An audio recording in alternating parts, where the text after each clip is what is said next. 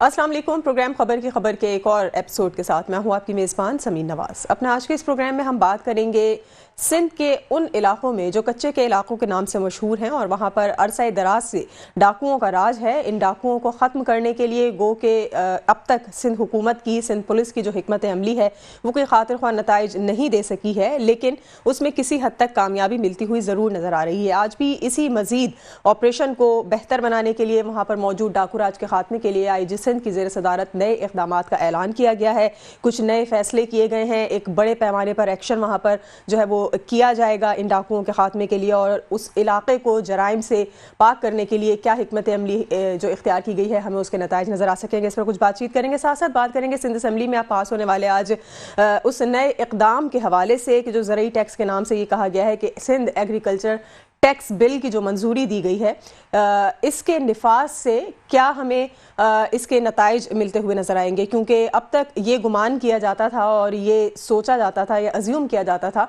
कि जो ज़रूरी टैक्स है वो अभी तक नाफिज नहीं है और जो ज़मींदार तबका है वो ये टैक्स नहीं देता है, या जो ज़रूरी टैक्स है वो उसकी किसी किस्म की जो है वो ये समझे कि अदायगी नहीं होती है, जिसकी वजह से FBR को जो है वो बड़े मसाइल का सामना रहता है। तो क्या IMF की कुछ नई शराइत हैं जिसकी वजह से इस टैक्स के निफाज को जो है वो लाजमी करार दे दिया गया है, या फिर इसके कुछ और रीज़न है? इस पर बात करेंगे। साथ साथ बात करेंगे सिंध के तलबा के हवाले से।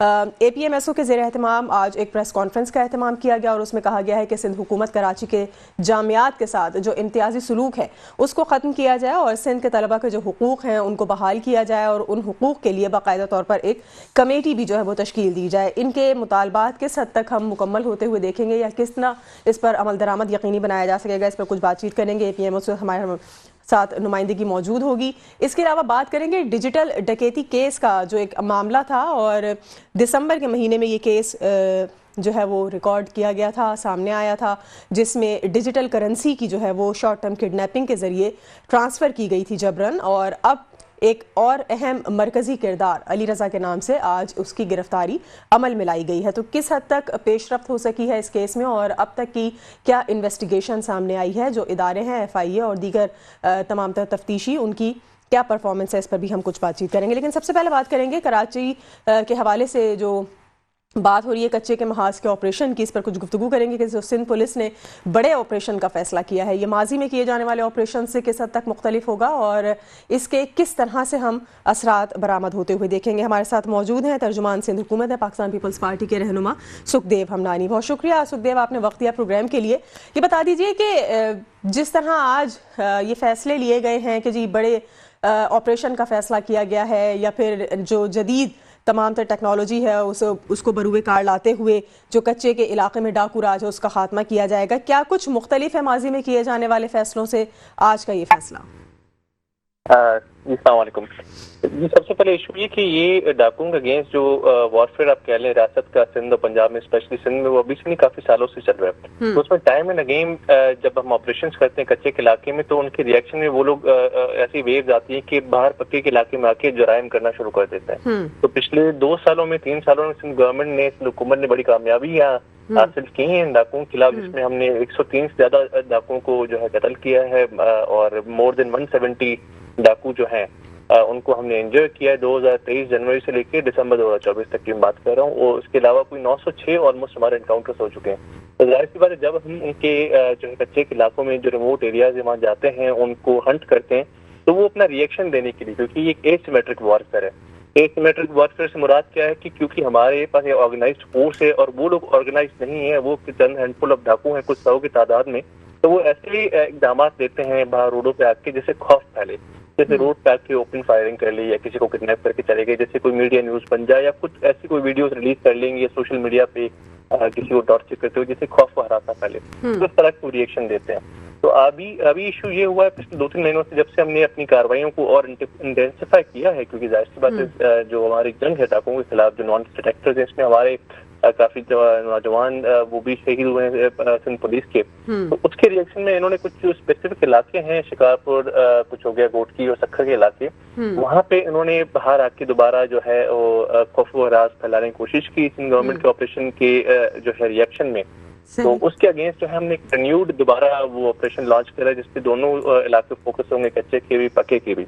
सिंध हुकूमत ने आज से ऑलमोस्ट 1 साल पहले कोई 1.5 अरब रुपए दिए थे जो सिंध पुलिस को to buy the modern weaponry, पर वो डिले इसलिए हो गई, हैंड ओवर नहीं हो पाए क्योंकि ये जो हथियार खरीदे जाते हैं मॉडर्न वेपनरी वो कंट्री टू कंट्री होते हैं। तो उसने जो फेडरल से परमिशन लेनी थी या सारा जो प्रोसीजर्स थे ऑर्डर प्लेस करने के लिए, तो उसमें टाइम लग गया।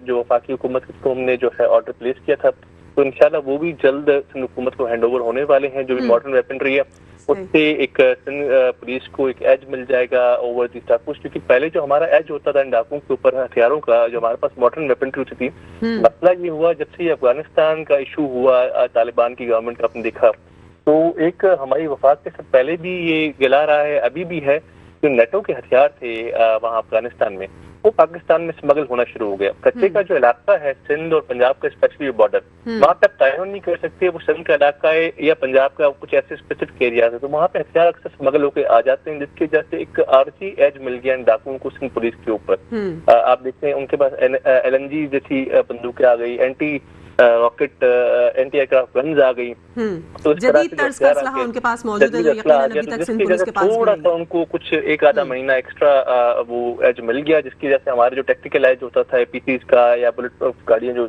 सिंध पुलिस की होती है APCs, तो वो थोड़ा हमें डिसएडवांटेज हो गया, जिसकी वजह से ऑपरेशन हमारा थोड़ा स्लो हो गया। सही, तो ये मुझे बताइएगा सुखदेव, ये बताइएगा कि अब जो नए तर्ज से एक नया एक्शन लेने का फैसला किया गया है, तो ये जो तमाम तर फ्लॉज थे इनको किस हद तक कवर किया गया है कि जो माजी में ऑपरेशन की नाकामी का सबब बने हैं उसको किस तरह से रिप्लेस किया जाएगा, और जिस तरह आपने बात की कि पुलिस से ज्यादा जदीद असलहा इस वक्त डाकुओं के पास मौजूद है, तो पुलिस को कितना जदीद साजो सामान से लैस किया गया है? जी, सबसे पहले I would disagree with you, कोई फेल्यूर्स या कोताहियां हमारे पहले नहीं थी। जैसे मैंने अर्ज किया, जनवरी 2023 से लेकर 2024 तक हमने 103 से ज्यादा डाकू मारे हैं, 170 से ज्यादा शहीद उनको जो है जख्मी किया है, सॉरी, और 906 से ज्यादा एनकाउंटर्स हमारे हुए हैं। तो ये एक सक्सेसफुल ऑपरेशन है। आप इस चीज से अंदाजा लगाएं कि डाकू अक्सर क्या करते हैं कि रोड पे आपके तो इक्का दुक्का वो किडनैपिंग कर लेते हैं, खौफ फैलता है, अक्सर वो करते हैं हनी ट्रैपिंग। अपने इलाकों में लोगों को फोन करके बुलाते हैं किसी न किसी लालच से, औरत की आवाज में बात करके या सस्ते जो है गाड़ी या सस्ती कोई चीज बेचने की लालच देके। हमने सिंध पुलिस ने सिर्फ 2 सालों में तकरीबन 1000 लोगों को उनके पास जाने से रोका है, बेस्ड ऑन अवर इंटेलिजेंस। ये 1000 वो लोग हो सकते थे जो किडनैप हो सकते थे। तो हमारा बिल्कुल ऐसा नहीं कि ऑपरेशन फेल हुआ है, कोताहियां थी। हमने कहा कि रिएक्शन जो आता है उन डाकुओं का, क्योंकि वो डायरेक्टली सिंध पुलिस के साथ नहीं लड़ सकते, हम एक ऑर्गेनाइज्ड फोर्स है, वो नॉन स्टेट एक्टर्स हैं, एसिमेट्रिक वॉरफेयर कैसे है, तो वो खौफ को हरास फैलाने की कोशिश करते हैं। तो अभी उन्होंने खौफ फैलाने के लिए जो कुछ मखसूस इलाके हैं वहाँ पे इन्होंने रोडों पे आके फायरिंग करना या किडनैपिंग करना शुरू कर ली। तो वहाँ पे हम रिन्यूड एक न्यू स्ट्रेटजी अप्लाई कर रहे हैं ताकि दोबारा उनको वहाँ से एलिमिनेट किया जाए जो है उन इलाकों से जहाँ पे वो आ रहे हैं, पक्के के इलाकों में। अच्छा, ये कहा जाता है सुखदेव के जब हम ये देखते हैं कि लॉ एंड ऑर्डर की सिचुएशन पुलिस के कंट्रोल से बाहर हो जाती है, लेकिन आप इस चीज़ को डिनाई करते हैं कि ऐसा नहीं है कि पुलिस के कंट्रोल से बाहर है, बल्कि माजी में कामयाबी से ये ऑपरेशन हमकनार हुआ है। लेकिन अगर हम इनका किला कमा करना चाहें, यानी इनके हम ये समझे कि जी इनके तमाम तर जड़ से खात्मा करना चाहें इस इलाके से जो पंजाब और सिंध के बॉर्डर पर मौजूद है, तो क्या इसके लिए सिंध हुकूमत किसी बड़े तर्ज के ऑपरेशन की दरख्वास्त कर सकती है विफाक से? यहाँ पर हम जो लॉ इन्फोर्समेंट एजेंसीज हैं उनकी मदद ले सकते हैं, हम रेंजर्स या फौज को तलब कर सकते हैं इनका खात्मा करने के लिए? 2 चीजें जी। सिंध हुकूमत ऑलरेडी अपने एलियेज की जो है मदद ले रही है, रेंजर्स से ऑलरेडी ले रही है। कल भी इन कोलैबोरेशन रेंजर्स कुर्की के इलाके में सिंध गवर्नमेंट ने, सिंध पुलिस ने ऑपरेशन किया। शर गैंग के 4 से ज्यादा डाकुओं को जो है हलाक किया वहाँ गुटकी कच्चे के इलाके में। अभी भी वहाँ पे एक्टिव जो है कच्चे में गुटकी और कश्मीर कटकोट के इलाके में ये ऑपरेशन चल रहा है। कल हमारे होम मिनिस्टर जालंजार साहब भी लाड़काना सक्खर इन इलाकों का दौरा कर रहे हैं अलॉन्ग विद IG। हम ऑलरेडी LES की जहाँ पे नीड बेसिस पे, गुजारिश की बात है, हमारी सिंध पुलिस भी फुली इक्विप्ड है, जहाँ पे हम जरूरत महसूस करते हैं जो LES रेंजर्स हैं या दूसरी हमारी जो इंटेलिजेंस एजेंसी है उनकी ऑलरेडी हम मदद देते हैं। सही। अच्छा, दूसरी जानिब हम ये भी देखते हैं कि जी जो अवाम है या जो मकामी वहाँ की आबादी है वो किसी तरह का कोई ताउन नहीं कर रही इस वक्त सिंध पुलिस की जानिब से जो इक़दाम किए जा रहे हैं, बल्कि कुछ जिस तरह से हम ये देखते हैं कि जी स्पाई वर्कर्स होते हैं, कोई जासूसी कर रहे होते हैं या उनके साथ मिले हुए लोग होते हैं जो वहाँ पे बदअमनी में मुलव्विस हैं, उनकी वजह से भी बड़े बैरियर्स का सामना है सिंध पुलिस को। क्या कुछ इस तरह की सिचुएशन है? अरे नहीं, ऐसी कोई बात नहीं है, अवाम फुली कोऑपरेटिव है। ये कुछ हाइड आउट्स हैं कच्चे के इलाके में, जो रिमोट एरियाज है, जो पानी बढ़ जाता है तो एक्सेस करना उनको मुश्किल हो जाता है। तो कच्चे के कुछ इलाकों में डाकू वहाँ पे बैठ जाते हैं, तो उनके कोई फैसिलिटेटर्स होते हैं, एक दो अलग बात है, आवाम के जनरली ऐसा कोई इशू नहीं है। सही। अच्छा, आज ज़राई टैक्स के हवाले से जो सिंध असेंबली में ये बिल मंजूर किया गया है, इसका थोड़ा सा मुझे बैकग्राउंड समझा दीजिएगा देखने वालों को भी, कि जो सूरत हाल है ज़राई टैक्स के निफाज की या ज़राई टैक्स की जिस तरह से अदायगी है, अब से पहले, आज से पहले तक सिंध में ज़राई टैक्स की क्या सूरत हाल थी और आज के इस बिल की मंजूरी के बाद क्या हालात होंगे? लेकिन सिंध में पहले जो कानून नाफिजुल अमल था वो था the Sindh land tax and agriculture income tax ordinance amendment act 2018, जिसमें 12 लाख तक की जो आमदन होती थी किसी भी जमींदार की, उस पे कोई टैक्स नहीं था। अच्छा। 12 लाख से ऊपर जो 24 लाख तक आमदनी थी उस पे 5% टैक्स था, और 24 लाख से जो 48 लाख तक की आमदनी थी उस पे 60,000 बेसिक टैक्स, और 10% जो है 48 लाख से जो बढ़ जाती थी इनकम, 24 लाख से सॉरी, उस पे था। और जो 48 लाख से ऊपर साल में जो कमा रहा था उसके ऊपर 3 लाख प्लस 48 लाख से ऊपर जो उसकी इनकम है उसके ऊपर 15% टैक्स था। अब ये थोड़ा एक कॉम्प्लिकेटेड मामला भी है और आसान मामला भी है। आज जो हमने लॉ पास किया है, पहली बात वो सिंध हुकूमत का लॉ नहीं था, ठीक, वो वफाक का लॉ था। सही। हमसे जबरदस्ती अवाम के ऊपर जुल्म करवाया गया है। अच्छा। आप समझे कि हमसे बंदूक की नोक पे जो है ये कानून जो है वो पास करवाया गया है। मैं थोड़ा आपको इसका बैकग्राउंड देता चलूं।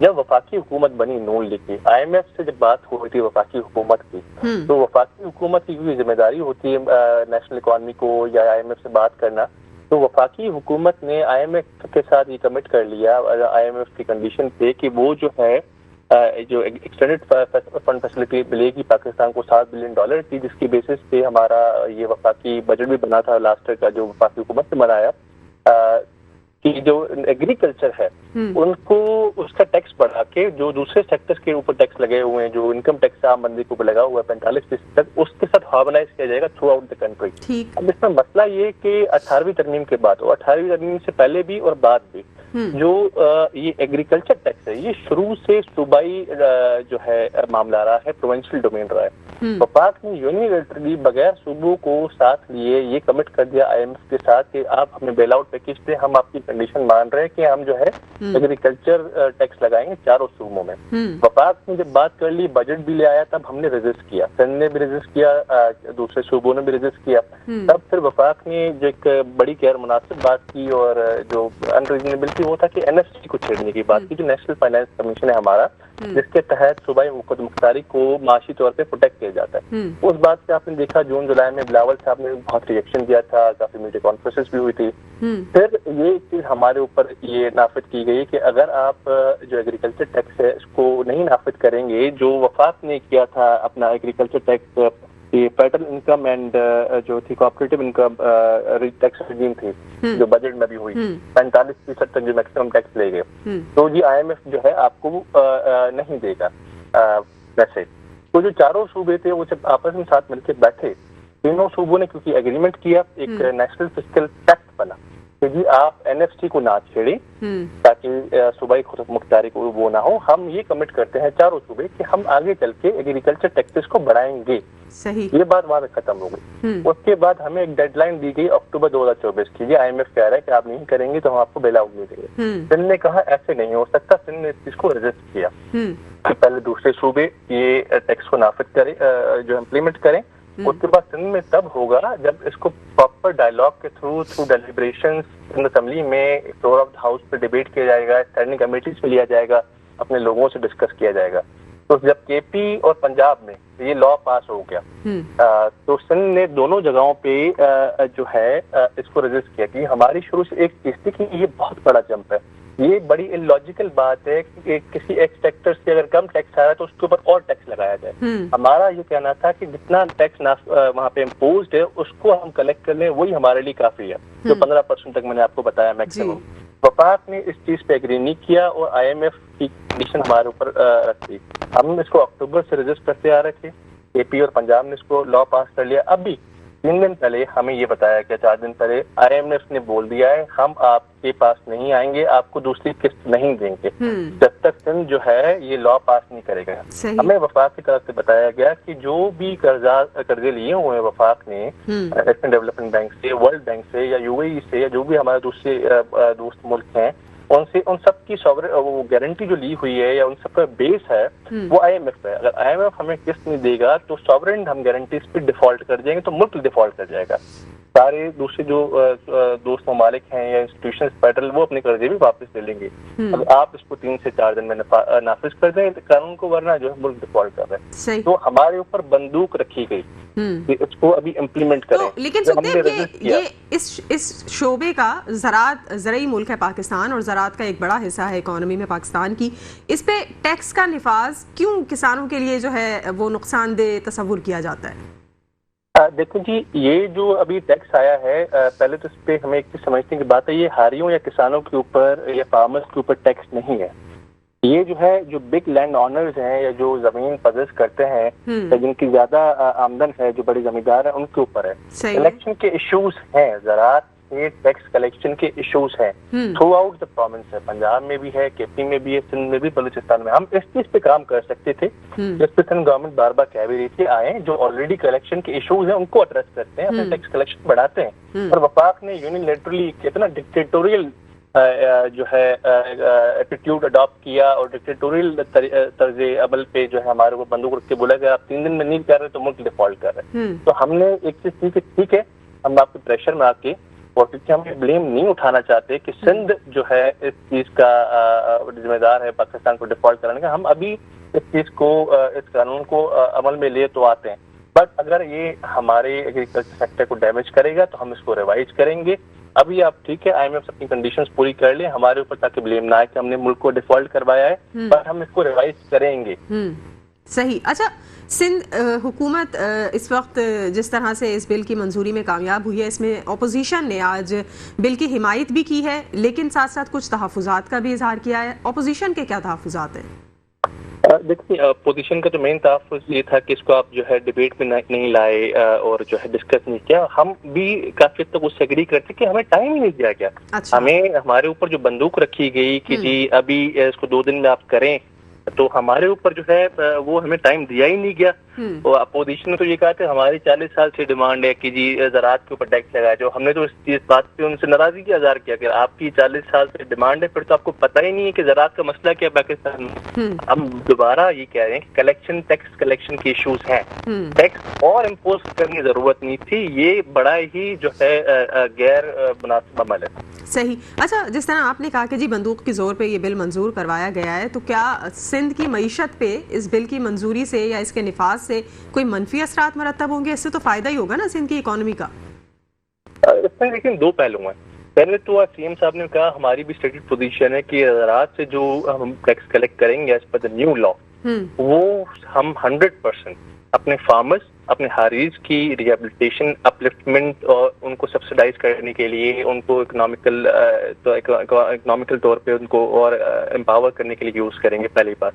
दूसरी बात, मैं समझता हूँ जाती तौर पे कि बिल्कुल इससे ज़राअत की थोड़ी महंगाई आएगी, ज़राअत के टैक्स तो बढ़ेंगे, बस ज़राई शोबा जो है उसको थोड़ा सा, और यही हमारा जो है गिला रहा है, अक्सर ये जुल्म ना करें आप पूरे मुल्क की ज़राअत की। देखिए, ये सिंध में लॉ नहीं है, वफाक ने ये बंदूक की नोक सिर्फ सिंध के ऊपर नहीं दूसरे सूबों के ऊपर रखी है। KP और पंजाब इस लॉ को ऑलरेडी पास कर चुके हैं। सिंध ने KP में भी इसको रिजेक्ट किया, पंजाब में भी इसको रिजेक्ट किया। अब हम मजबूर हो गए, हमें अपने 2 दिन की डेडलाइन दे दी कि अभी करें, वरना मुल्क डिफॉल्ट कर रहे हैं, वरना IMF कह रहा है कि हम जो है वो एग्रीमेंट खत्म कर रहे हैं। तो ऐसे तो आप मुल्क नहीं चलते। हमारे ऑलरेडी वफाक के साथ इश्यूज चल रहे हैं, कैनाल के ऊपर इशू चल रहे हैं, पानी के मैटर्स के ऊपर इशू चल रहे हैं, गवर्नेंस के इश्यूज के ऊपर चल रहे हैं। हमने अपने मैनिफेस्टो में भी लिखा था बिलावल साहब ने कि जो ऑस्टेरिटी मेजर्स हैं वो वफाक नहीं ले रहा। आप 300 अरब से ज्यादा बचा सकते हैं अपनी जो ओवरलैपिंग मिनिस्ट्रीज है वफाक में, जो सूबाई वो है डोमेन है, उस पे जो आप एक्स्ट्रा दोबारा वो रेप्लिकेट कर रहे हैं, वफाक ने अभी तक वो खत्म नहीं की। अभी भी जो टैक्स कलेक्शन का इशू है वो वफाक की जानिब से, देखिए जब NFC आया था आपका 2010 में, तब ये तय किया गया था कि जो FBR का या टैक्स टू GDP रेशो है वो तब 9% था तकरीबन, तो उसको हम 2014-15 में बढ़ा के 15% ले जाएंगे। आज तक अनफॉर्चुनेटली जो टैक्स टू जीडीपी रेशियो है आपका फेडरल की जानिब से वो अभी तक 9% तक रुका हुआ है। अभी भी वफाक जो है इनडायरेक्ट टैक्सेस पे जो है वो कर रहा है, रिलाई कर रहा है। आप अपनी वफाक की फाइनेंस मिनिस्ट्री की अपनी रिपोर्ट्स उठा के देख लें, वहां पे खुद वफाक एडमिट कर रहा है कि तकरीबन 7% ऑफ जीडीपी टैक्स डिवीजन में जाया हो जाता है उन सेक्टर से जो वफाक के अंडर है। जैसे आपके फ्यूल प्रोडक्ट्स है, स्मगलिंग का इशूज है, कस्टम टैक्स डिवीजन है, रिटेल सेक्टर है, इन सब में टैक्स एविजन हो रही है। That is equivalent to 5.8 trillion rupees. मतलब आपका ऑलमोस्ट 7% ऑफ जीडीपी बजाय जो वफाक उसको फोकस करेगी जो टैक्स एविजन हो रही है स्मगलिंग के हवाले से, एक्सपोर्ट के इशूज के ऊपर हो रही है, फ्यूल प्रोडक्ट्स के हवाले से हो रही है या दूसरे रिटेल सेक्टर में, वफाक ने मतलब अपने ऊपर ब्लेम लिया ही नहीं, सूबों की तरफ बंदूक घुमा दी और एक अननेसेसरी क्या सजेशंस क्या है सिंध हुकूमत की इस हवाले से कि टैक्स कलेक्शन में जो इस वक्त हम देख रहे हैं कि जो लैप्स आ रहा है उसके जो रीजंस हैं या उसको कवर करने के लिए क्या सिंध हुकूमत इस सिलसिले में तजावीज़ देना चाहेगी? सिंध हुकूमत ने पहले भी ये तजावीज़ दी थी, अब भी दे रही है कि जो ठीक है जो पहले ऑलरेडी कानून थ्रू आउट द कंट्री ये हर सूबों में टैक्स के हवाले से ज़राअत के उन पे काम करते हैं, टैक्स कलेक्शन अपनी बढ़ाते हैं through our provincial tax collection boards. अब भी हम वही करेंगे कि बजाय जो है हम वफाक इस चीज को सेक्टर आके छेड़े हम या और टैक्सेस इम्पोज करें विच डजंट मेक एनी सेंस, हम अपनी ऑलरेडी जो एग्जिस्टिंग टैक्स कलेक्शन है उसको बढ़ाते हैं और इसको हम वफाक को एक चीज स्ट्रिक्टली कहेंगे कि अपनी कोताहियों का नोटिस ले। जो almost 7% of GDP tax Avision में जा रहा है वफाक के उन सेक्टर से या लॉस मेकिंग एंटरप्राइजेस वहां पे फोकस करे, बजाय जो पिसे हुए तबकात हैं उनको और पिसने पे मजबूर करे। आपके मुल्क की तकरीबन 40 से 42% आबादी बिलो द पॉवर्टी लाइन रह रही है और आप फिर भी जो कि एलीट है मुल्क की उसको 7% ऑफ जीडीपी की टैक्स एविजन अलाउ कर रहे हैं वफाक की कोताहियों की जगह वहां फोकस करें, अब गलत जगह पे फोकस करें। So Sindh government is not happy with the way federal government is dealing with the economic issues। ये इनकी जो आमराना सोच है मौशी पॉलिसीज के हवाले से उससे हम डिसएग्री करते हैं और हम ऑलरेडी प्रोटेस्ट कर रहे हैं। तो उसके रिएक्शन में आपने देखा पीपल्स पार्टी की रिसेंट सेंट्रल एग्जीक्यूटिव कमेटी की जो मीटिंग हुई थी, हमने जो हमारी कोऑर्डिनेशन कमेटी थी वफाक के साथ डिस्कस करने के लिए इशूज को डिसॉल्व कर दिया। हमने प्रेसिडेंट साहब के हवाले कर दी चीजें, आप वफाक से बात करें, otherwise we will explore our options. The way federal is dealing with economic policies हम जो है उसके खिलाफ है। सही, ठीक, बहुत शुक्रिया। हमारे साथ मौजूद थे सुखदेव हमनानी जिनसे हमने बातचीत की कच्चे के महाज के हवाले से सिंध पुलिस ने जो एक नई तर्ज के बड़े ऑपरेशन की हिकमत अमली तय की है, इसके हम क्या नताइज आते हुए देखेंगे। साथ साथ कुछ गुफ्तगू हुई ज़राई टैक्स के हवाले से कि सिंध एग्रीकल्चर टैक्स बिल की जो मंजूरी दी गई है इसके क्या इम्पैक्ट्स होंगे सिंध की इकॉनमी पे और सिंध के उन किसानों पर या उन ज़मींदारों पर जो एक अच्छी हैवी इनकम हर साल या हर फसल के बाद जनरेट करते हैं। कुछ मजीद मौज़ूआत भी अपने इस प्रोग्राम में शामिल करेंगे, लेकिन यहाँ वक्त हुआ है एक ब्रेक का। हमारे साथ रहिए। वेलकम बैक नाजरीन, प्रोग्राम में एक बार फिर आपको खुशामदीद कहेंगे। अब इस वक्त प्रोग्राम के इस हिस्से में कुछ बात करेंगे कराची की जामियात के हवाले से या तलबा के हुकूक के हवाले से, जिसमें APMSO ने आज एक प्रेस कॉन्फ्रेंस की है जिसका ये मकसद था कि जो सिंध हुकूमत है वो कराची के तलबा के तहफ़्फ़ुज़ात को दूर करने में नाकाम नज़र आती है और इस सिलसिले में कि जो उनके मुतालबात हैं या उनके तहफ़्फ़ुज़ात हैं उस सिलसिले में एक कमेटी के क़याम का मुतालबा किया गया है। APMSO के प्लेटफॉर्म से कोटा सिस्टम ख़त्म करने का भी मुतालबा किया गया है और ये कहा गया है कि कराची के तलबा को बुनियादी सहूलियात फराहम की जाएं। हमारे साथ इस वक्त मौजूद हैं इसी मौजू पर गुफ्तगू के लिए शर्जील बेग, ज्वाइंट सेक्रेटरी हैं APMSO के। बहुत शुक्रिया शर्जील, आपने वक्त दिया प्रोग्राम के लिए। आपके आज के इस प्रेस कॉन्फ्रेंस में ये कहा गया है कि सिंध हुकूमत कराची की जामियात के साथ इम्तियाजी सलूक कर रही है। किस पैराए में ये बात की गई है कि सिंध हुकूमत कराची के तलबा के साथ नाइंसाफ़ी की मुतकाज़ी हो रही है? कोई सा भी उसूल आप उठा लें उसके अंदर सिंध हुकूमत जो है वो अपनी कारकर्दगी जो है वो दिखाने से काफिर है। इसकी आसान सी मिसाल ये है कि इन्होंने जो कोटा सिस्टम 45 सालों से नाफिज किया हुआ है, आप इसकी हद देखें 45 साल में ये जो है ना ये मिट्टी थरपारकर में कोई एक ऐसी यूनिवर्सिटी नहीं बना सके कि मिट्टी और थरपारकर का बच्चा जो है वो अपने इलाके में तालीम हासिल करे, वो उठ के कराची आता है और तालीम हासिल करता है। इस कोटा सिस्टम के सम्राट जो है ना ये रोजगार से हटकर अब तालीम पर पढ़ने शुरू हो गए। अगर आप मेडिकल कॉलेज देखें ना तो मेडिकल की 1180 में से 600 से ज्यादा सीटें जो है वो कराची से बाहर के तुलबा ने ली है। ये सिंध हुकूमत ने MD कैट को भी मजाक बना के रख दिया पिछले 4 सालों से।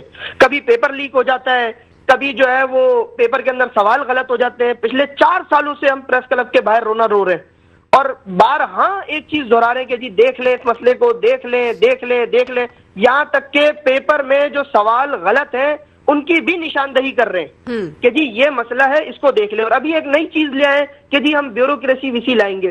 भाई आप जाली डोमिसाइल आप रोक नहीं पा रहे हो, आप कैसे जो है ना वो आपका जो है ब्यूरोक्रेसी का कोई बंदा आके यूनिवर्सिटी चलाएगा। अब इनकी आप हद देखें, सिंध यूनिवर्सिटी और कराची यूनिवर्सिटी की फीसेस में 80 से 100% फर्क है। फर्क क्या है, आप उठा के देखें बिजनेस एडमिनिस्ट्रेशन का डिपार्टमेंट, आप कराची यूनिवर्सिटी का उठाएं 1,12,000 रुपए उसके अंदर फीस है। सिंध यूनिवर्सिटी उठाएं 19,700। ये इम्तियाजी सुलूक ना कहें, इसको तो क्या कहें, कराची के बच्चों के पास हराम का पैसा है। ये इन्होंने पता नहीं समझ के क्या रखा हुआ है कराची को, कि पता नहीं ये सोने की चिड़िया है कि ये बच्चे जो है ये फीसें भरते रहेंगे। फार्मेसी का डिपार्टमेंट उठाएं, कराची यूनिवर्सिटी में 78,000 रुपए फीस है, सिंध यूनिवर्सिटी में 22,000 रुपए। क्यों भाई, वहां कौन पढ़ता है और यहाँ कौन पढ़ते हैं? क्या ये दोनों पाकिस्तान का फ्यूचर नहीं है, या कराची के बच्चे कोई अलग है? आप उठा के देखें डीपीटी 2,09,000 समथिंग फीस है कराची यूनिवर्सिटी की, वहां 80,000 है। आप पब्लिक एडमिनिस्ट्रेशन का डिपार्टमेंट उठाएं, कराची यूनिवर्सिटी की 60,000 फीस है, सिंध यूनिवर्सिटी उठाएं 18,500। अब आप इनकी वो देखें, 18वीं तरमीम के बाद 15 सालों से अकेले हुकूमत कर रहे हैं। ये पॉइंट बसेस नहीं दे सकते कराची यूनिवर्सिटी को, और क्या देंगे? 28 बसेस पॉइंट है इस वक्त कराची यूनिवर्सिटी में, ठीक है ना, 45,000 स्टूडेंट है, जबकि सिंध यूनिवर्सिटी में 22,000 के करीब तालिब इल्म और 70 पॉइंट बसेस है। तो इसको हम क्या कहें? हम तो सिंध हुकूमत को जो है वो बारहा तंबीह कर रहे थे, अब हमारी बस हो चुकी है। इसलिए हमने प्रेस कॉन्फ्रेंस की है कि सर ये कोटा सिस्टम खत्म करें। आप 45 सालों से कराची के नौजवानों को, कराची के तालिब इल्मों को और इस पाकिस्तान के मुस्तकबिल को सिर्फ तबाह बर्बाद करने में लगे हुए। सही। जो 45 साल में कोई एक ऐसी जामिया नहीं बना सके थर पारकर में, वो कैसे इस कराची का मुस्तकबिल सुधारेंगे? सही। तो जो मुतालबात आपके प्लेटफॉर्म से रखे गए हैं सिंध हुकूमत के सामने, आपको लगता है कि सिंध हुकूमत उस पर संजीदगी से कोई नोटिस लेगी? बिल्कुल, अगर नोटिस नहीं लेगी तो हमारे पास सड़कों का जो है वो रास्ता मौजूद है। अच्छा। और इंशाल्लाह ये पूरा पाकिस्तान जानता है और हमारा ट्रैक रिकॉर्ड है कि जब भी हम सड़कों पे निकले तो फिर इंशाल्लाह अपनी बात मनवा के ही वापस आए। सही। अच्छा, हमने ये देखा कि जो तलबा तंजीमें हैं उसको पॉलिटिसाइज करने के लिए, या यूनिवर्सिटीज़ में जो ऑर्गेनाइजेशंस होती थी स्टूडेंट पॉलिटिक्स के हवाले से, उस हवाले से भी जो है वो कोई बात की गई है। तो इस सिलसिले में या इस ज़मन में आप क्या समझते हैं कि अगर इस चीज़ को अगेन इम्प्लीमेंट इसका कर दिया जाए या इसकी परमिशन दे दी जाए, तो इससे जो इस वक्त जामियात का माहौल यकसा बेहतर नज़र आता है, वो दोबारा जो है वो खराबी की सिमत बढ़ता हुआ नजर नहीं आएगा? नहीं नहीं नहीं नहीं, हरगिज़ नहीं आएगा। और APMSO का तो पहले दिन से ये मौक़िफ़ है, बल्कि हम वो वाहिद जमात है जिसने एक सियासी जमात को जन्म दिया है अल्हम्दुलिल्लाह। तो हमारा तो इसमें बिल्कुल साफ सुथरा मैसेज है कि जी आप तुलबा यूनियन को बहाल करें, क्योंकि सिंडिकेट में उनका एक नुमाइंदा शामिल होता है। अभी सिंडिकेट में हमारा कोई नुमाइंदा है ही नहीं, हम क्या बात रखें? फीसेज में ये इजाफा कर देते हैं, पॉइंट की हम बात नहीं कर सकते, तो हम क्या करें? अभी अगर हमारा कोई नुमाइंदा होता तो हम इनसे बैठ के बोलते, सर जी लियारी मेडिकल कॉलेज कराची में वाक़ है, उसके अंदर कराची के बहुत से अजला की सीट्स ही नहीं है। क्यों नहीं है भाई? और अगर है तो बहुत कम है। क्या चांदका मेडिकल कॉलेज जो लाड़काना में वाक़ है उसके अंदर जो है कराची की नशिस्त है? नहीं है। तो अगर तुलबा यूनियन पे से पाबंदी हटी और इसके ऊपर आगे लेकर गए तो ये सारे सवाल जो है ये तुलबा लीडर जो होगा वो उठाएगा सिंडिकेट में इंशाल्लाह। और जिस कमेटी की तश्कील का मुतालबा रखा गया है, इस कमेटी में कौन लोग शामिल होने चाहिए? क्या इस हवाले से भी कोई तजावीज दी गई है? इस हवाले से हमारी सिर्फ ये थी कि इस कमेटी में ऐसे लोग हों जिनके ऊपर कोई भी बंदा पॉइंट आउट ना कर सके। अच्छा। ऐसे अफराद हों, आप भले उसको जुडिशरी में से रहें, आप भले उसको जो है वो पॉलिटिकल कोई बंदा लें, लेकिन वो ऐसे बंदे हों और जो मकामी हो, जो ये फैसला कर सके कि हाँ जी ये चीज सही है। मकामी होना लाजमी है। सही। इसमें असातिज़ा भी शामिल हो सकते हैं, इसमें स्टूडेंट पॉलिटिक्स के जो यूनियन के बिल्कुल बिल्कुल बिल्कुल आप जिसको दिल चाहे शामिल करें, जिस जबान बोलने वाले को शामिल करें। हाँ। लेकिन मकामी लोगों को शामिल करें। अगर आप लाड़काना का मसला उठा रहे हैं तो वह लाड़काना का बंदा हो, वो ऐसा नहीं हो कि आप जी वो ना थरपारकर से किसी को उठा के ले आए, दादू से किसी को उठा के ले आए और वो फिर कराची का फैसले करें। सही। अच्छा, मुस्तकबिल में तलबा के हुकूक के लिए जो आप लोगों ने बातें की, कुछ पॉइंट्स को हाईलाइट किया कि ये इशूज इस वक्त मौजूद है, मजीद ऑन से ऐसे कौन से इक़दाम है जो आप समझते हैं कि इसको भी जो है वो मंजर पे लाया जाना चाहिए और इसके सोल्यूशन लाजमी है? सबसे पहले फीसेस का इजाफा जो है ना वो रोकना है सबसे पहले। कि जी ये जो फीसेस आप बारहा बढ़ाते जाते हैं वो किस लिए बढ़ा रहे हैं, क्या वजह है? सही। एक चीज ये है। दूसरा ये कि जी आपने किस पैराए के नजदीक जो है वो कैटेगरी बनाते हैं कि जी ये भी हो जाए ये भी हो। जब आखिरी दफा कराची यूनिवर्सिटी को एमक्यूएम के दौरे निजामत में पॉइंट बसेस मिली थी, उसके बाद मिली नहीं है। अभी तो मेयर कराची सिंध हुकूमत का ही है ना, सिंध हुकूमत के तर्जुमान ही है ना। अभी तो उनको कोई मसला नहीं होना चाहिए। वजीर पीपल्स पार्टी का, वजीर आला पीपल्स पार्टी का, मेयर पीपल्स पार्टी का। अगर फिर भी ये शहर कराची जो सबसे बड़ा है, this is the revenue engine of Pakistan, ये कोई गांव गोट देहात नहीं है। अगर इसके अंदर भी वो कोई एक बस नहीं दे सकते वजीर आला साहब, तो मेरे ख्याल से फिर उनको इस कुर्सी से उतर जाना चाहिए। बिलावल भुट्टो साहब यंग लीडरशिप की बातें कर रहे हैं, उनको बोले कि किसी दिन मैं उनको दावत दे रहा हूं आपके प्रोग्राम के तवज्जुह से कि सर आप आए, अपना प्रोटोकॉल छोड़ें और एक दिन कराची यूनिवर्सिटी के ना पॉइंट में जरा बैठें। आपको पता चलेगा कि इस शहर की माँ बहन बेटी किस तरह धक्के खाती हुई जाती है। वो एक पांव बाहर होता है, एक पांव अंदर होता है। और इनकी बसों की ये हालत है कि अभी पिछले दिनों कायदाबाद पे बस का एक्सीडेंट हुआ, उसका ब्रेक फेल हो गया। सही। और जो इस वक्त हम देख रहे हैं कि सिंध हुकूमत ट्रांसपोर्टेशन की मद में जो न्यू बस प्रोजेक्ट्स लॉन्च कर रही है या जो पीपल्स बस सर्विस इस वक्त चल रही है, क्या उससे कराची के तालबात को कोई बेनिफिट्स नहीं मिलते? नहीं, कोई बेनिफिट्स नहीं है ना। अभी आप मुझे बताएं यूनिवर्सिटी के पास कौन सी आती है? एक बस जी वहां से शुरू होती है अपना पावर हाउस से और वो गुलशन से चली आती है। बच्चा अपने घर से बैठे पावर हाउस तक चिंची में आए, फिर वहां से इनकी बस में बैठे, फिर गुलशन पे उतरे, फिर गुलशन से दोबारा चिंची में बैठे, मस्कन पे उतरे, फिर वो जामिया कराची के गेट से अंदर जाए और अपने डिपार्टमेंट में पैदल पैदल पैदल पैदल 3-4 किलोमीटर चलता हुआ जाए। तो इससे क्या फायदा है? तो इस रूट के ऊपर अगर कोई इस तरह पीपल्स बस सर्विस का रूट बना दिया जाए तो फिर उससे किसी हद तक इससे बेहतर है, ये इस रूट को बनाने से बेहतर है कि ये 25, 50, 100 के करीब जो है ना वो पॉइंट्स दे दें। एनईडी को भी दें, डाउ को भी दें, कराची यूनिवर्सिटी को भी दें। कराची में जितनी जामियात हैं उन सबको दें ये पॉइंट्स, ताकि अगर बच्चा अपनी यूनिवर्सिटी से चढ़ेगा और अपने घर पे उतरेगा तो वो ज्यादा आसानी है। सही, ठीक है, बहुत शुक्रिया। शर्जील बेग हमारे साथ मौजूद थे, ज्वाइंट सेक्रेटरी थे एपीएमएसओ को, और सिंध हुकूमत कराची की जामियात के साथ और कराची के तलबा के साथ इम्तियाजी सलूक रवा रखे हुए है। ये शिकायत हैं और इस सिलसिले में कुछ मुतालबात भी सामने रखे गए हैं, जिसमें स्टूडेंट के मसाइल को हल करने के लिए एक कमेटी की तश्कील का लाजमी मुतालबा किया गया है। और ये कहा गया है कि इस कमेटी में ऐसे अरकान शामिल किए जाएँ जिनकी शमूलियत पर कोई एतराज़ ना उठा सके और वो स्टूडेंट्स के जो बुनियादी इशूज़ हैं उसको रिजॉल्व करवाने में कोई अहम किरदार अदा कर सके। डिजिटल डकैती केस का एक मामला कराची में पेश आया था और इस केस में आज एक अहम पेशरफ्त भी सामने आई है। वो क्या पेशरफ्त है और उसको हम मजीद किस हद तक सॉल्व होते हुए देख रहे हैं, इस पर कुछ गुफ्तगू करेंगे, लेकिन एक ब्रेक के बाद। वेलकम बैक नाज़रीन, प्रोग्राम में एक बार फिर आपको खुशामदीद कहेंगे और प्रोग्राम के इस आखिरी हिस्से में हम बात करेंगे डिजिटल डकैती केस के हवाले से, जो कानून नाफिज करने वाले इदारों के लिए एक सवालिया निशान बनकर रह गया है कि आखिर डिजिटल डकैती में कानून नाफिज करने वाले इदारों के अहलकारों के मुलव्विस होने के क्या असबाब अब तक सामने आ सके हैं। इस पर कुछ बातचीत करेंगे। हमारे साथ मौजूद हैं chief crime reporter Sameer Qureshi. बहुत शुक्रिया समीर कुरैशी, वक्त दिया आपने। ये बताइए कि आज जो इस केस में एक अहम पेशरफ्त देखी गई है कि जो मरकजी किरदार था अली रजा के नाम से, उसको जो है वो उसकी गिरफ्तारी हमने अमल में आते हुए देखी है। केस में किस हद तक बड़ी पेशरफ्त ये करार दी जा रही है?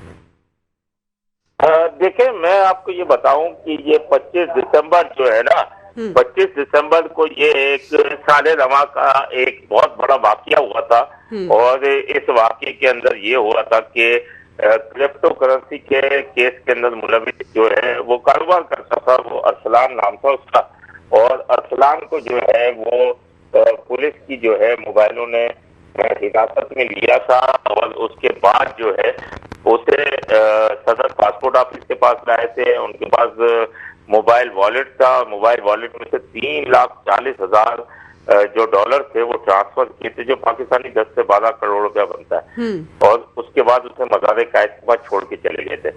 अच्छा, ये मामला दब जाता, कहीं पे भी नहीं आता, लेकिन उनकी पुलिस एहलकारों की या वो प्राइवेट पार्टी जो थी उसकी बदनसीबी ये थी कि उसका पार्टनर जो था कस्टम के एक आला अफसर का बेटा था। इसके बाद पुलिस हरकत में आई, मंगोपीर थाने में मुकदमा दर्ज हुआ और दर्ज होने के बाद जो है ये एवीसीसी मुंतकिल कर दिया गया। वरना इस तरीके के मामला 2-4-6 दिन के अंदर होते ही हैं कि कोई ना कोई इस तरीके से लुट रहा होता है। लेकिन ये बासर था तो इसके खिलाफ इसका मुकदमा दर्ज किया गया। उसके बाद मुकदमा एवीसीसी ट्रांसफर हुआ और हरकत में आई पुलिस एवीसीसी वाली। उसके बाद एवीसीसी के जो अफसरान ने जब तमाम चीजों की छानबीन उसमें सीटीडी की मोबाइल और सीटेक की मोबाइलें जो है वो नजर आई कि ये दोनों इसमें इस्तेमाल हुई थी। अब सीटीडी की मोबाइल जो इस्तेमाल हुई थी वो हेड कांस्टेबल अली रजा है, वो उस मोबाइल उसकी जिम्मेदारी थी जो कि राजा बशीर का ड्राइवर है। अब राजा बशीर जो है पार्टी इंचार्ज थे सीटीडी के, वो इस्लामाबाद अपनी फैमिली के साथ तफरी के लिए गए हुए थे, उनके पीछे ये मोबाइल इस्तेमाल हो गई। राजा उमर खिताब की ये पूरा सेल था, इस वजह से राजा उमर खिताब भी जो है बिला वजह जो है इस मामले के अंदर जो है उनकी पादाश में इनको भी ओहदे से हटा दिया गया, राजा बशीर को भी जो है मुअत्तल किया गया, जबकि उनका कोई भी कसूर नहीं था और ये तमाम चीजें जो है फर्दे वाहिद के उस पर की गई थी। अब चले जाए सीटेक की मोबाइल पे, सीटेक की मोबाइल चेक की तो वो भी राजा फरूख जो है वो डीएसपी थे, उनकी मोबाइल इस्तेमाल हुई थी। तो उसके साथ जब एवीसीसी ने जो ये मुल्जिमान का सुराग लगाया और जब गिरफ्तार किया तो उसमें ये पता चला कि तकरीबन कोई 7 के करीब मुल्जिमान थे, जिसमें प्राइवेट लोग ज्यादा थे। अच्छा। क्योंकि यहाँ पर सीटीबी अगर बात करें या एवीसीसी की बात करें या किसी की भी बात करें, प्राइवेट लोग उनके साथ चलते हैं। तो जो मुखबर जिसे कहा जाता है, तो इसमें तकरीबन कोई 2 पुलिस एहलकार और उसके बाद गिरफ्तार 7 से 8 मुल्जिमान को गिरफ्तार किया गया और उनका रिमांड भी लिया गया। उसमें मेन किरदार था अली रजा। अच्छा। अब अली रजा के बारे में मैं आपको एक बात बताऊं कि ये अली रजा जो था, इसके बारे में ये शुरू से एक बात सामने आई कि अली रजा को जब हिरासत में लिया गया तो अली रजा ने कहा कि मैं सारे बंदों को गिरफ्तार करवा दूंगा। तो बार्टर सिस्टम हुआ उस टाइम, जरा ये बताते हैं। अच्छा। तो बार्टर सिस्टम पे उनको तमाम चीजें उन्होंने ये 7-8 बंदे अली रजा ने दिए, तो अली रजा को छोड़ दिया गया था। अच्छा। लेकिन प्रेशर इतना था ऊपर से कि मजबूरन अली रजा का नाम फिर जो है वो इसमें चलता रहा, क्योंकि अहम किरदार हुई था। अब अल्लाह बेहतर जाने, और जराए हमारे बताते हैं कि बार्टर सिस्टम हुआ था, लेकिन तस्दीक कहीं सरकारी सतह पे ना हो सकी। उसके बाद ये तमाम चीजें होती रहीं और बिल आखिर जो है बहुत सारी करेंसी बरामद भी हुई, लेकिन बहुत सी करेंसी जो है ये 10 से 12 करोड़ का मामला था, 1.5-2 करोड़ रुपया बरामद हुआ होगा। और उसके बाद अली रजा का जो है आज जो है वो रेलवे स्टेशन से छापामार कार्रवाई करते हुए अली रजा को जो है वो गिरफ्तार कर लिया गया। अब जो है अगर ये बार्टर सिस्टम पे रहा हुआ था जी, तो ये जो एवीसीसी के एसएसपी हैं या दीगर अफसरान हैं उनके लिए बहुत बड़ा मसला है। अगर नहीं हुआ था तो उनके लिए बहुत बड़ा मसला है जिनके लिए इसने काम किया था, और ये गिरफ्तार हो चुका है। मजीद अहम इंकशाफात भी सामने आएंगे। लेकिन मैं आपको एक बात बताऊं कि इस तमाम कहानी की पादाश में जो इंचार्ज सीटीडी थे राजा उमर खिताब, जिनको इतने तमगे मिले हुए हैं, सितारा शुजात, तमगा इम्तियाज और कितने तमगे मिले हुए, उनको एक झटके में हटा दिया गया। और इसी पादाश के अंदर राजा बशीर जो शहर में नहीं थे उनको हटा दिया गया। ये एक ज्यादती की गई इनके साथ। लेकिन इसके बावजूद किया गया ये इकदाम था जिसकी वजह से इनकी बरतरफी मुमकिन हुई। ऐसा इकदाम था क्योंकि लाजमी है कि फर्द वाहिद का काम था, और फर्द वाहिद के काम के ऊपर इनको हटाया गया। ये एक ज्यादती की गई, क्योंकि सीटीडी को अगर देखा जाए तो राजा उमर खिताब का नाम एक हाई प्रोफाइल केसेस है। अगर सानिया सपूरा देखा जाए, इन्होंने हल किया, सानिया एयरपोर्ट देखा जाए, इन्होंने हल किया, और दीगर बहुत सारे केसेस हैं जो ये हल करते आए हैं, लेकिन इनको हटाना नाइंसाफी थी। अब से अली रजा गिरफ्तार हुआ है, अब देखना यह है कि फिर मजीद कार्रवाई क्या होती है, क्योंकि इसमें एक अहम इंकशाफात सामने आएंगे कि ये डकैत ग्रुप का सरबराह था या क्या था और कितनी कार्रवाइयां इसने की है, ये मजीद इंकशाफात। लेकिन अगर बात यह है कि इसके साथ इन्वेस्टिगेशन की जाए तो मजीद अहम इंकशाफात सामने आएंगे। सही। अच्छा, एक इसमें जो मुकबी अरसलान था जिसका क्रिप्टो वॉलेट जो है उसमें से एक बहुत बड़ी रकम जो है वो ट्रांसफ़र की गई। ये इतनी बड़ी रकम की ट्रांसफ़र पर बैंकिंग और साइबर सिक्योरिटी निज़ाम की आप समझते हैं कि जी नाकामी इसको कहा जा सकता है कि जी इनको किसी तरह से कोई चेक नहीं किया गया, या कोई ये कहा जा सकता है कि क्रॉस चेकिंग का जो एक अमल होता है वो मुकम्मल नहीं किया गया और तकरीबन 10-12 करोड़ की रकम बासानी उन्होंने ट्रांसफ़र कर ली? देखें, ये जितना भी क्रिप्टो करेंसी और कॉल सेंटर पे काम करने वाले, सारा काम 2 नंबर है। सारा तमाम काम जो है गैर कानूनी तौर पर हो रहा है। वो भी मैं आपको यही बता रहा था कि ये बासर था तो इसकी वजह से मुकदमा दर्ज हो गया, वरना ये बात दब जाती। ये तमाम काम 2 नंबर तरीके से हो रहा है, कॉल सेंटर का काम भी, क्रिप्टो करेंसी का काम भी, तमाम 2 नंबर हो रहा है। और अदालत भी कह चुकी है कि ये काम जो है वो 2 नंबर तरीके से हो रहा है। तो अब बात ये है कि ये 2 नंबर काम था, ये तमाम चीजें पे FIR भी हो गई, तमाम चीजें हो गई। अगर हम और आपके साथ ये काम होता तो कभी भी FIR नहीं होती, लेकिन ये तमाम काम जो है गैर कानूनी तरीके से शहर में हो रहा है। शारा फैसल पे देख लें और PCHS में फिरोजाबाद थाने की लाइन के अंदर अगर देखें तो तमाम बंगलों के अंदर ये तमाम काम चल रहे हैं। जो कॉल सेंटर्स हैं या क्रिप्टो करेंसी का काम है यहाँ चल रहा है और 2 नंबर तरीके से हो रहा है। तो आपको नहीं लगता कि ये जो गैर कानूनी काम हो रहा है, एक तरह का डिजिटल ट्रांजैक्शन का जो सिलसिला है, इसको सिंध हुकूमत को रोकने के लिए कोई कानून बनाना चाहिए, कोई इकदाम ऐसे लेने चाहिए कि ये जो इलीगल एक्टिविटीज शहर में एक बड़े पैमाने पर हो रही हैं इसको कंट्रोल किया जा सके? देखिए, इस वक्त सबसे बड़ा मसला ये है कि इदारे हमारे जो हैं वो अगर इस पे कार्रवाई करें तो इदारे हो सकता है, लेकिन इदारों के कुछ लोग जो हैं वो जैसे पुलिस के अफसरान हैं वो इनके पार्टनर बने हुए हैं और जो माना तौर के ऊपर उनके साथ ये तमाम चीजों के साथ उनके साथ मांडवाली है उनकी, तो इसकी वजह से इनके खिलाफ कार्रवाई नहीं होती और फिर इस तरह से लूट जाते हैं। ये एक केस आया है सामने जो कि ये लूटा है। इस तरीके से अगर महीने के अंदर ले जाए तो 15 दिन के अंदर इस तरीके से कई जो है वो लूट जाते हैं जिनका कोई रिकॉर्ड ही नहीं है।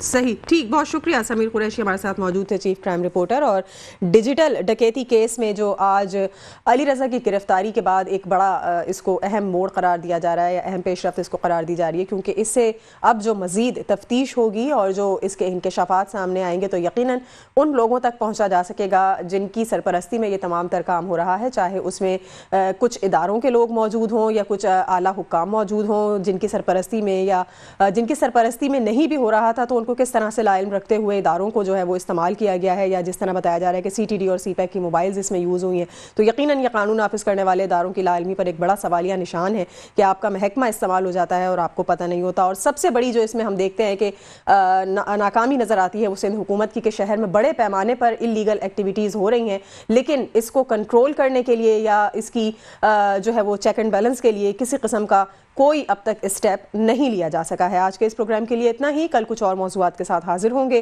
प्रोग्राम टीम के साथ समीन नवाज को इजाज़त दीजिए। अल्लाह ने